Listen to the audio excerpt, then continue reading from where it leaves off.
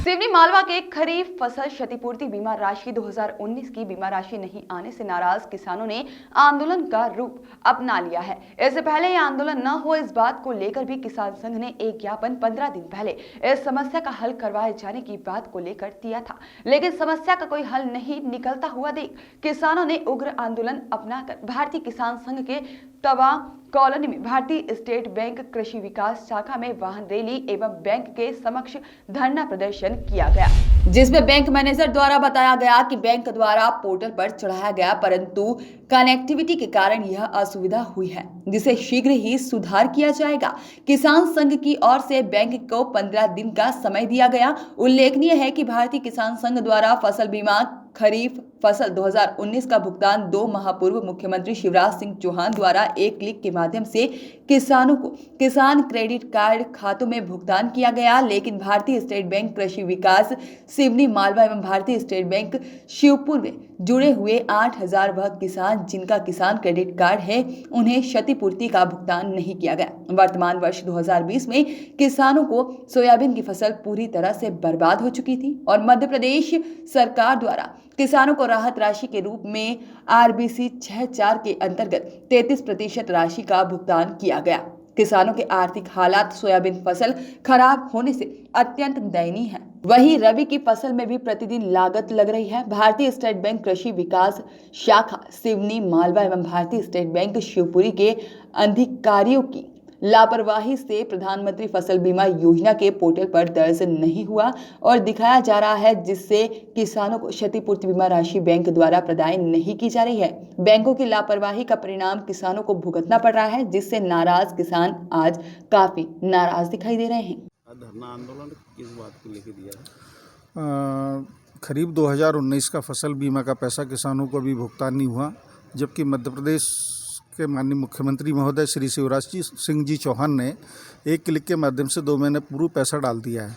लेकिन भारतीय state bank कृषि विकास शाखा सिवनी मालवा एवं भारतीय स्टेट बैंक शिवपुर से जुड़े हुए 8000 किसान जिनका किसान क्रेडिट कार्ड है और उनका प्रीमियम भी बीमा कंपनी को जमा हुआ है, लेकिन उनका किसानों का भुगतान नहीं हुआ। ऐसे किसान 8000 किसानों का 1 करोड़ रुपए फसल बीमा का बीमा कंपनी को प्रीमियम गया है।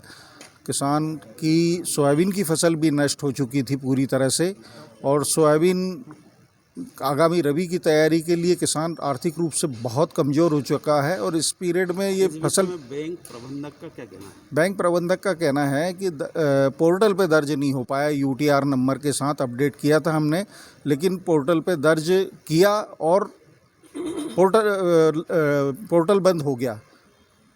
लेकिन इसको जिम्मेदार किसको मानेंगे? बैंक जिम्मेदार है इसके लिए। बैंक को पूरा टाइम मिलता है पोर्टल पर अपडेट कराने के लिए। अब क्या कहना है बैंक का?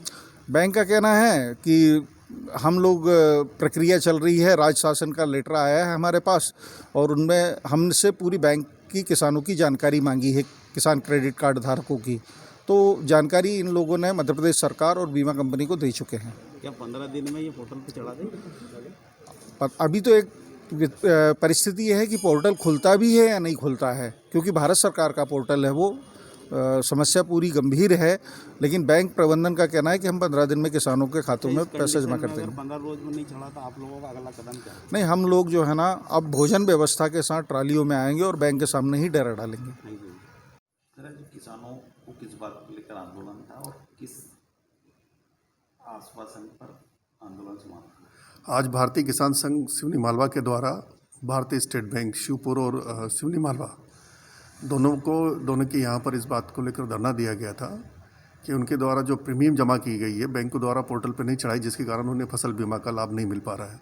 इस संदर्भ में वहाँ पर संबंधित बैंक अधिकारी की उपस्थिति में चर्चा की गई है और चर्चा के बाद में ये निष्कर्ष निकला है कि ये गंभीरतापूर्वक प्रयास करेंगे और निश्चित तौर पर 15 दिन में कुछ ना कुछ सकारात्मक परिणाम निकलेंगे। इस बात से किसान संघ संतोष जाहिर किया और उन्होंने धरना प्रदर्शन समाप्त किया है। सर, इसमें प्रथम दृष्टया लापरवाही किसकी है?